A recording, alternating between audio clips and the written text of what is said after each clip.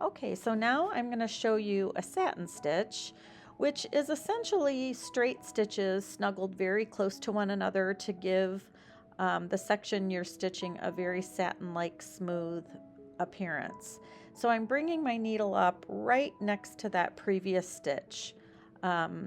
That's really the key part of stitching a satin stitch, is keeping your stitches very, very close to one another so that you have a very smooth satin-like appearance.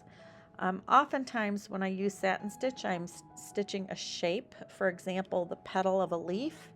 And when I do that, I typically outline the petal first with backstitch and then use that outline to guide me in giving nice crisp edges to the satin stitch. So I bring my stitches up just outside the outline on one side and back down outside the outline on the other side.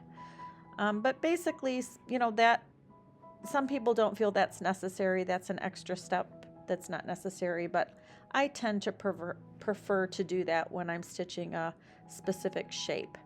But for today, I just wanted to show you that it's simply keeping your stitches snuggled very close to one another to give the section a satin-like appearance.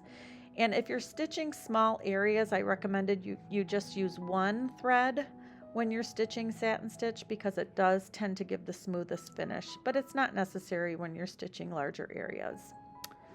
So that is satin stitch.